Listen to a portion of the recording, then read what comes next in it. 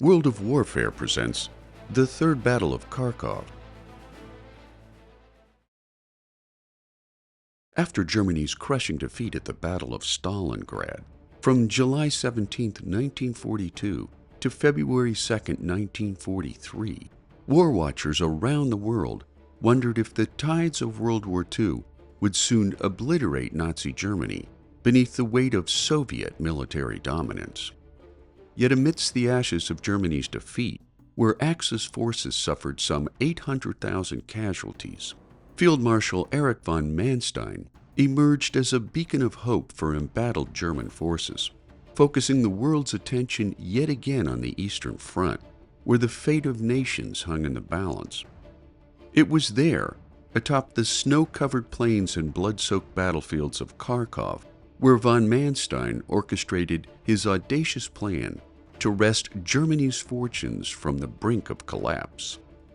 By January of 1943, the once unstoppable German Wehrmacht found itself staggered by the onslaught of Joseph Stalin's Red Army along a 175-mile swatch of the Eastern Front, where the Soviet Army had advanced across two major rivers before pushing 500 miles over the expansive Arctic landscape of the southern Soviet Union. On February 2nd, the Red Army continued to chase the Nazis around Belgorod, Kharkov, and Kursk.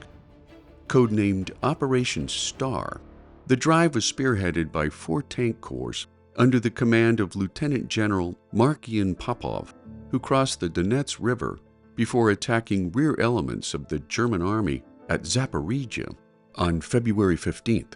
Not far from where German Army Group South and Air Fleet 4 maintained their headquarters, a potential slaughter that could prove much more deadly than the German losses at Stalingrad. A second battle group, led by General Philip Golikov, was tasked with capturing Kursk and Kharkov along the Voronezh front. Yet despite Hitler's orders to hold the city of Kharkov, the German army abandoned the city on February 16th, which was quickly recaptured by Golikov's forces.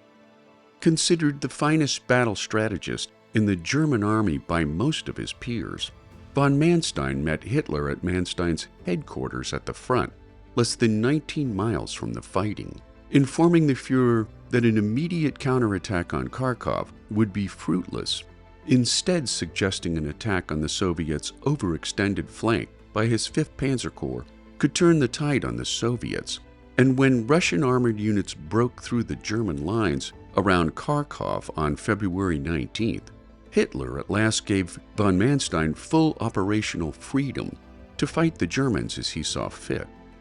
To worsen the German situation even further, the Soviets launched a second operation codenamed Gallop just to the south of Operation Star, pushing the Wehrmacht away from the Donets before capturing Voroshilgrad and Isium. Unwilling to launch a frontal assault on the Soviets, von Manstein planned his counterattack on an overextended Soviet flank, with plans to isolate and destroy the Soviet spearheads before launching an all-out campaign to retake Kharkov. Once recaptured, Army Group South would work with Army Group Center to retake Kursk. To strengthen von Manstein's chances of success, Hitler ordered the SS Panzer Corps of the Waffen-SS to join the fight, led by General Paul Hauser, who previously commanded the highly decorated 2nd SS Panzer Grenadier Division Das Reich. Made up of old Panzer III and IV light tanks, by this stage of the war, the Panzer III was armed with a 50mm 60 caliber cannon for better armor penetration, while the Panzer IV was mounted with a 43 caliber long-barreled cannon to boost its anti-tank capabilities, both tanks capable of competing against the Soviets' innovative T-34 tank design.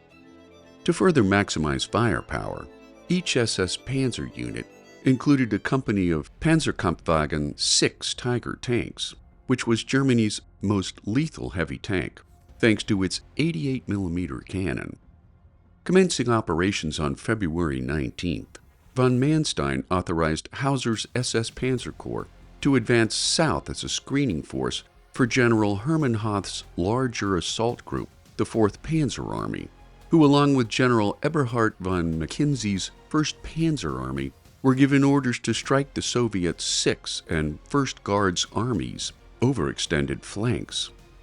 The Germans' offensive quickly cut through Soviet supply lines, encircling a major portion of Popov's mobile ground force and the Soviet 6th Army on February 24th, prompting the Soviet High Command, or Stavka, to direct reinforcements to the area in response to the crisis. The Germans' surrender at Stalingrad had freed up 6 Soviet armies under the command of Konstantin Rokossovsky in the Red Army's pursuit of the Germans, soon reinforced by the 2nd Tank Army and the 70th Army, with orders to surround and destroy German forces in the Oral salient before crossing the Denza River for an attack on Army Group Center. Launching his offensive on February 25th against the junction between Army Group South and Army Group Center, Rokossovsky's offensive met with unexpected German resistance, slowing his forward gains to a bare minimum. Von Manstein, meanwhile, continued to build up his counterattack plans against the now overconfident and overextended Red Army, who saw the Germans' movements as nothing more than a beaten and desperate army in full retreat. The Germans halted their southwestern flank under heavy Soviet resistance, soon aided by the arrival of the Soviets' 3rd Tank Army, which in turn allowed the Germans' northern flank to overextend itself. The 3rd Tank Army suffered egregious losses from air assaults by the Luftwaffe, which ultimately forced the Soviets to retreat to the north. Despite his concern over the approaching spring thaw, von Manstein pressed on toward Kharkov before encircling the city from the west and the north on March the 3rd. The SS Panzer Corps also finished its drive to the north on March 8th, before splitting the Soviet 69th and 40th Armies the following day. Against the wishes of von Manstein and Hoth, who both wanted Hauser to complete their encirclement of the city before advancing, Hauser attacked Kharkov on March 11th, experiencing fierce resistance during his advance into the northern suburbs of the city, until Luftwaffe air support allowed him to gain a foothold in the heart of the city. In response to Hauser's insubordination, the Das Reich SS Panzer Division launched an attack on the city's western flank the same day, breaking through a deep anti-tank trench after nightfall before advancing to the Kharkov train station. Hoth finally got through to Hauser late that same night, forcing him to disengage and retreat to a blocking position east of the city.